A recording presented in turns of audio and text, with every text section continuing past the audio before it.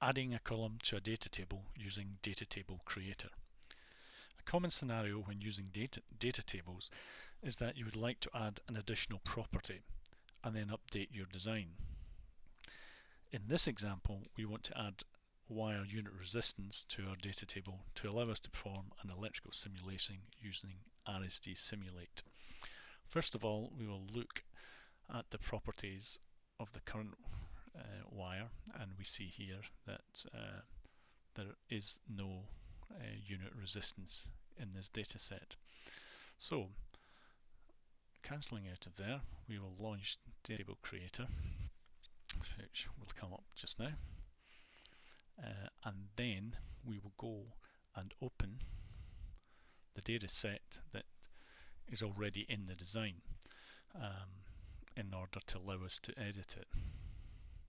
So we navigate to the folder where we keep our data tables, and here it is, wire CSV, and this is Data Table Navigator, which is the editing engine of DataTableCreator. And just to confirm that that is the correct data table, we'll have a quick look at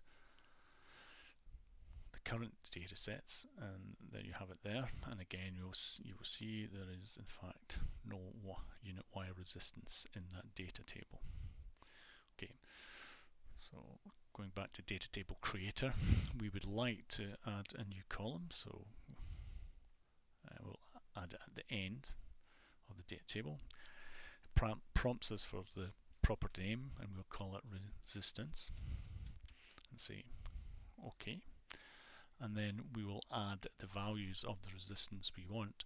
For a 12 gauge wire, 3.2 milliohm per meter seems about right, and we'll copy that and paste it into the other 12 gauge.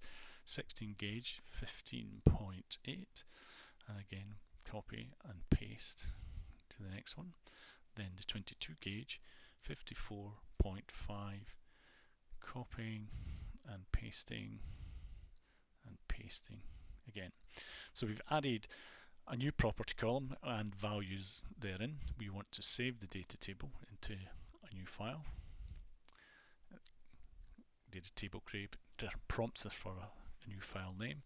We will call this wire version 03, and we will save it.